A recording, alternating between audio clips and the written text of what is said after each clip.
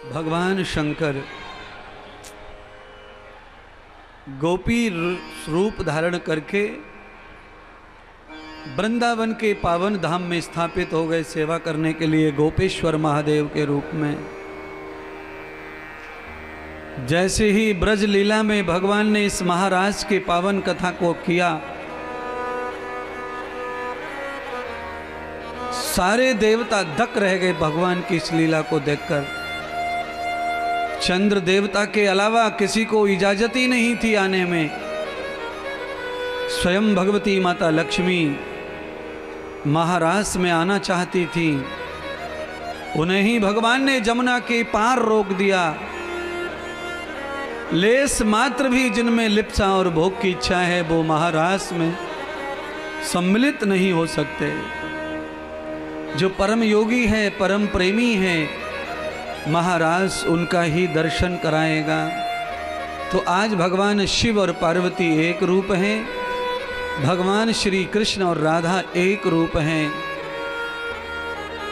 इस महाराज के बाद दिव्य पावन कथा भगवान ने अनंत लीला मथुरा में की हैं।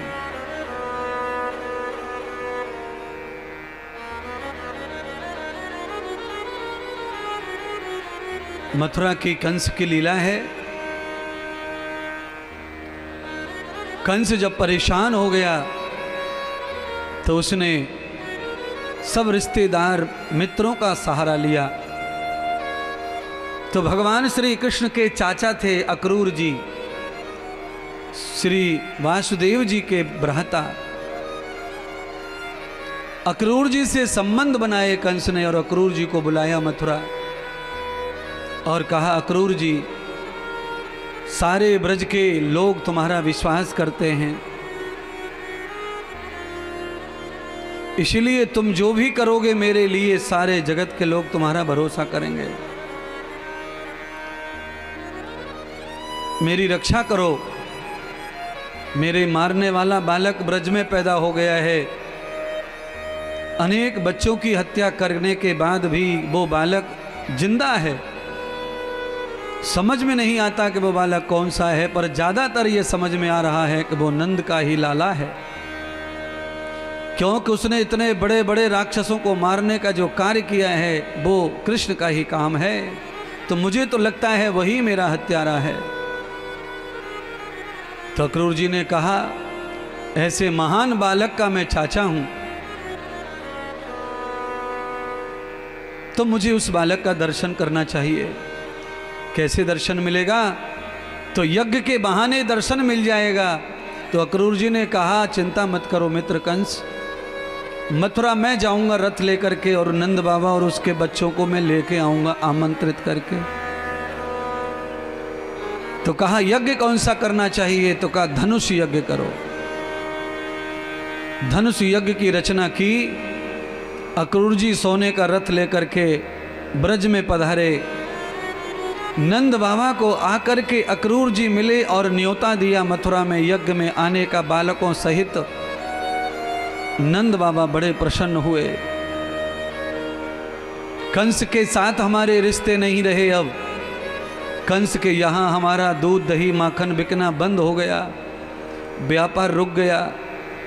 उसके बावजूद भी कंस इतनी प्रेम और मित्रता बनाए रखे है, क्योंकि यज्ञ में भी हमें न्योता दिया है और स्वयं रथ लेने के लिए भेजा है।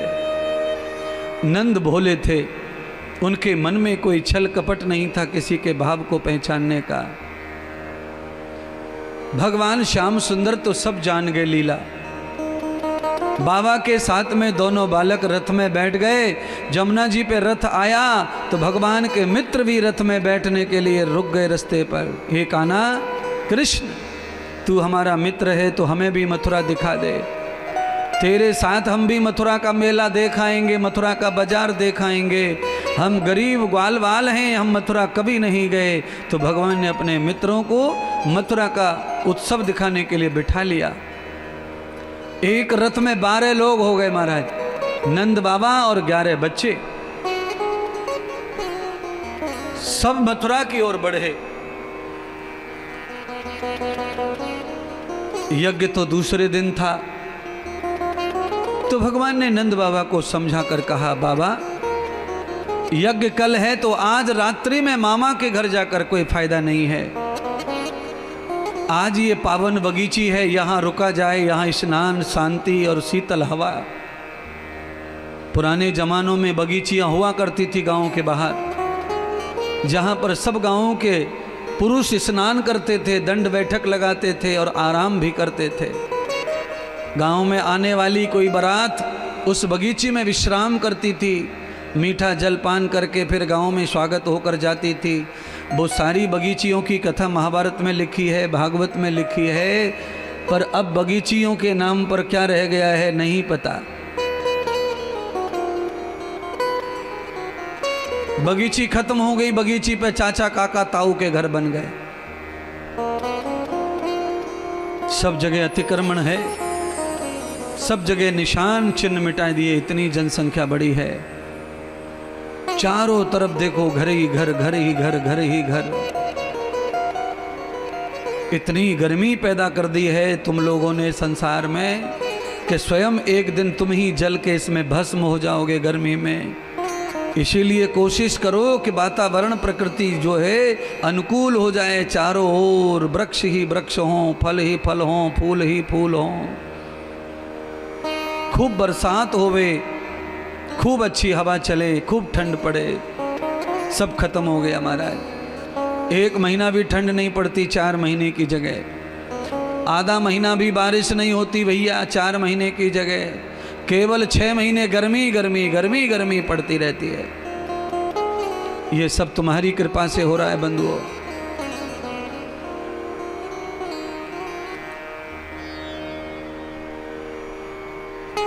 बाबा को सुला दिया बच्चों ने पैर हाथ दबाकर। रात्रि में पूरे मथुरा में घूमे कन्हैया बाल गोपाल को लेकर, सबसे मिले।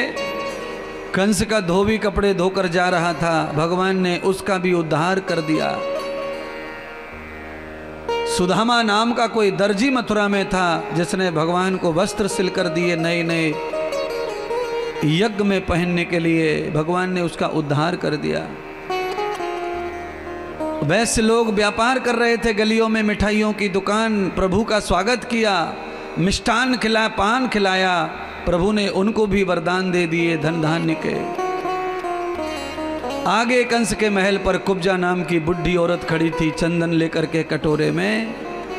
नंद का लाला ग्वाल वालों के संग आया, देखा तो बच्चों के माथे पे तिलक नहीं था, तो कुब्जा ने चंदन का तिलक कंस को लगाना था पर बालकों को लगा दिया। तो कन्हैया जी ने चंदन लगवाने के बदले कुब्जा का शरीर सुंदर बना दिया, पवित्र कर दिया।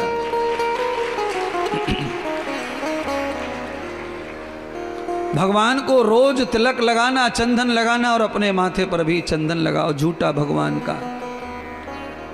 पहले प्रभु को चढ़ा दो चंदन, फिर वही अपने माथे पे लगा लो प्रसाद समझकर, तुम भी सुंदर हो जाओगे।